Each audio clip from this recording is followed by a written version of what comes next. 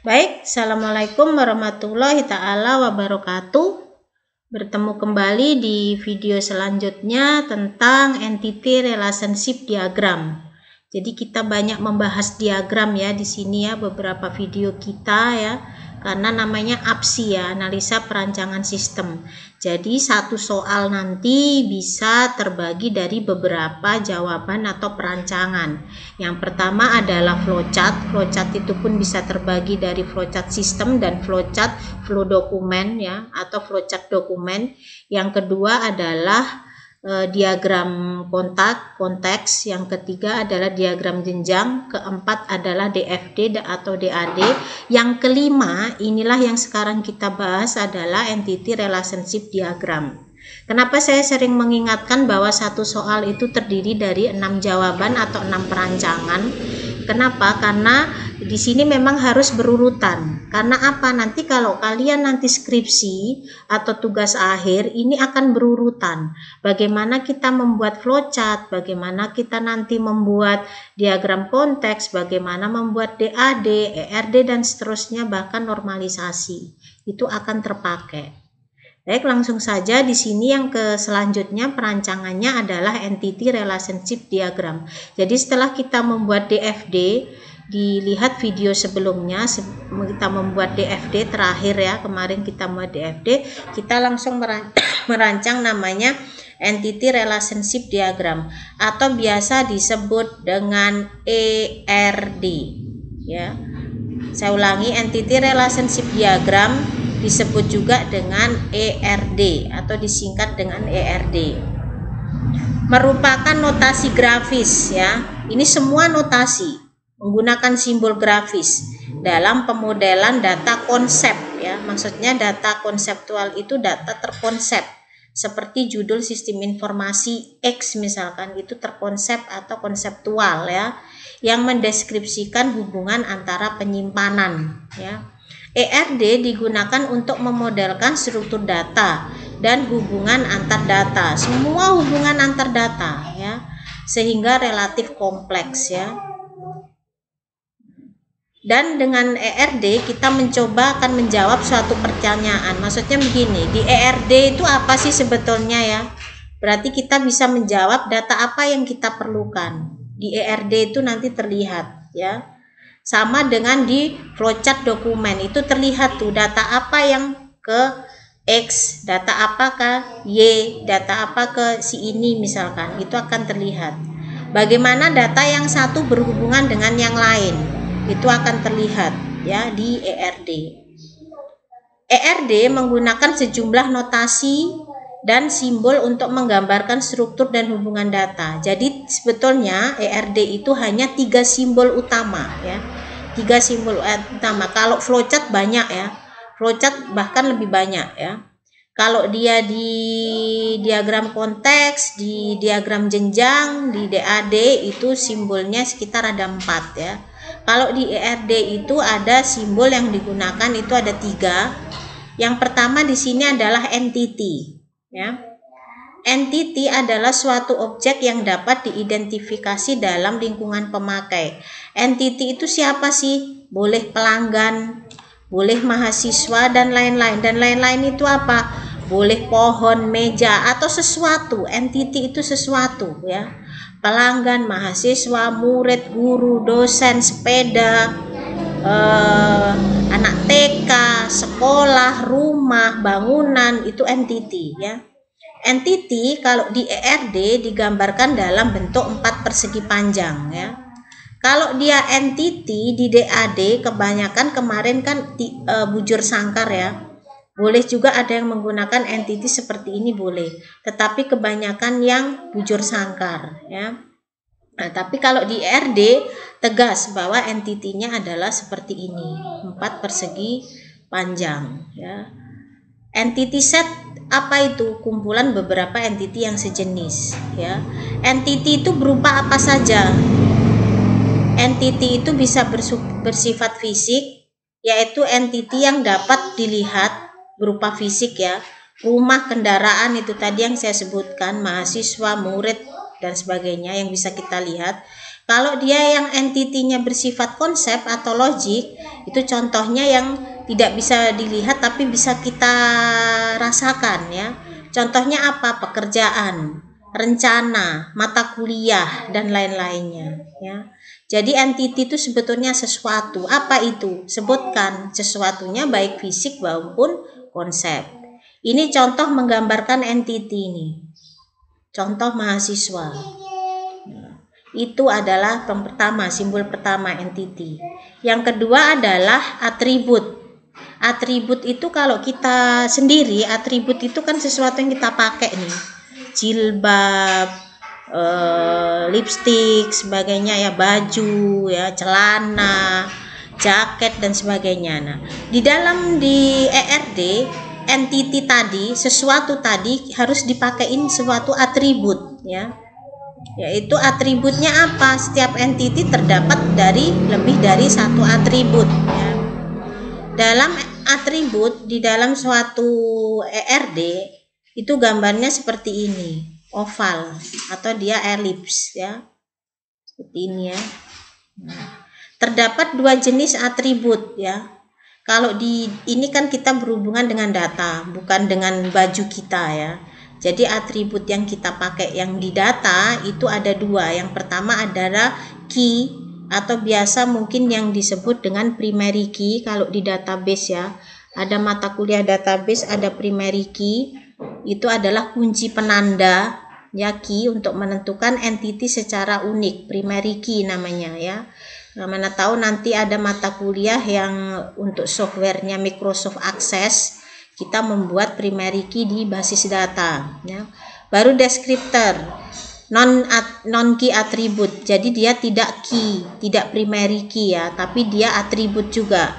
Jadi ada primary key, ada tidak primer. Kunci primer itu namanya primary key, tidak primer itu non key atribut. Contohnya seperti itu. Sebenarnya seperti ini. Misalkan mahasiswa. Mahasiswa gambarnya entitinya seperti ini. Mahasiswa punya apa atributnya? Punya NIM, nama, sama jurusan. NIM ini kenapa saya garis bawah? Itu adalah primary key, kunci primer yang utama. Jadi mahasiswa primary key-nya apa? NIM. Nama sama jurusan itu apa? Non key atribut. Jadi ini bukan kunci penanda, tetapi dia atribut juga. Tapi apa? Non key atribut ya. Gambarnya seperti ini, ada panah seperti ini. Tidak perlu pakai ujungnya panah ya. Hanya garis saja seperti ini ya. Kalau untuk ERD, menggambarkan ERD.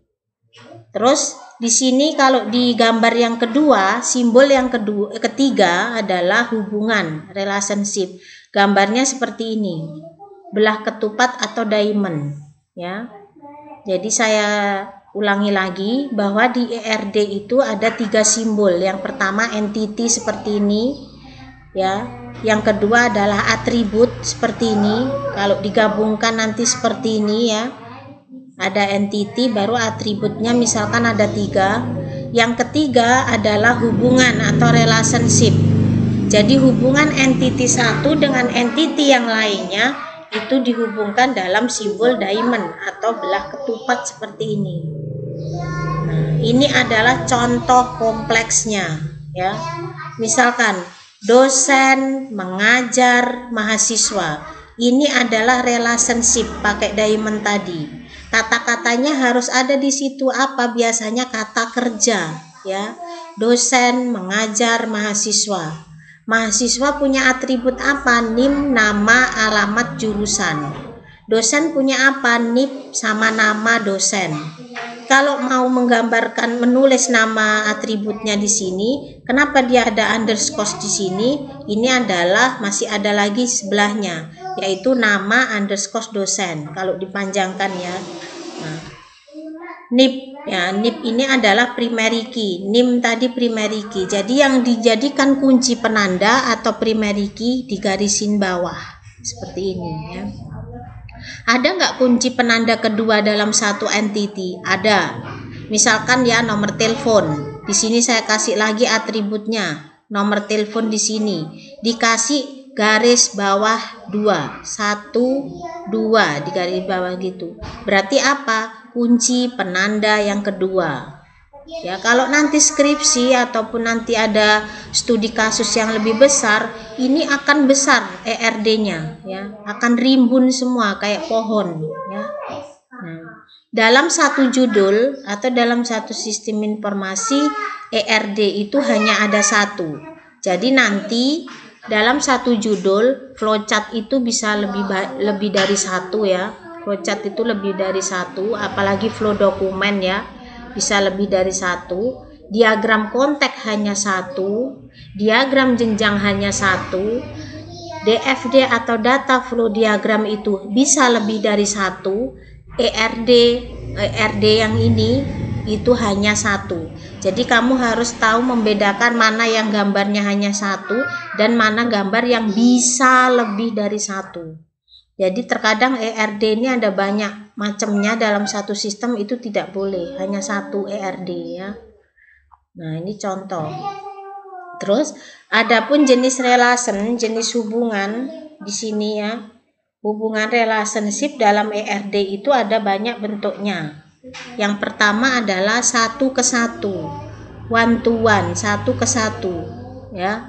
Hubungan satu entity dengan satu entity yang lainnya, 1 ke 1. Jadi gambar seperti ini belum lengkap kalau tidak diberi apa? Hubungan relationship. Nah, contohnya, misal dalam sebuah perusahaan mempunyai aturan, yaitu satu sopir, itu tergantung aturan dari sistem informasi yang ada, ya. Misalkan kalau kamu soalnya sistem informasi reservasi hotel atau apa lain lagi, ya. Ini contoh sebuah perusahaan mempunyai aturan, yaitu satu sopir hanya boleh menangani satu mobil. Satu sopir hanya boleh menangani satu mobil. Nah, seperti ini. 1 dengan 1, ya. Satu sopir menangani satu mobil. Itu 1 to 1. Lagi di sini 1 ke banyak, 1 to many, atau banyak ke 1, ya. Atau many to 1, 1 to many, many to 1, ya. Contohnya apa? Contohnya apa? Ya. Nah, contohnya apa di sini? Misalkan dalam suatu sekolah di mana satu kelas dapat terdiri banyak siswa. Satu kelas, ini satu kelas belajar di dalamnya banyak siswa. Itu namanya 1 to many, ya. 1 to many, ya, di sini, ya, atau banyak, ya, atau 1 ke banyak. Di sini 1 to many, ini 1 ke n, ya. Saya revisi, ya, 1 ke n atau banyak ke n, sebaliknya seperti ini. Banyak ke banyak, banyak mahasiswa belajar banyak mata kuliah. Banyak mahasiswa belajar di beberapa perguruan tinggi, misalkan, tergantung dari kebutuhan sistemnya, ya. Di sini ada namanya participant constraint, yaitu terdapat 2 macam partisipan. Ini contoh dari garis koordinasi, ya. Ini biasanya yang dipakai seperti ini. Nah, kalau nanti ada seperti ini, hubungannya dengan entity lain yang luar, itu biasanya kondisi tertentu, ya. Tip membuat ERD ini sudah ada, menentukan entitinya siapa, ya, misalkan dosen, mahasiswa dengan perguruan tinggi, misalkan, ya. Hubungannya apa? Ketiganya ini tadi, ya, hubungannya dia apa? Relationsnya apa? Apakah belajar, menangani, memukul, dan sebagainya, ya. Yang ketiga adalah menentukan relationship-nya.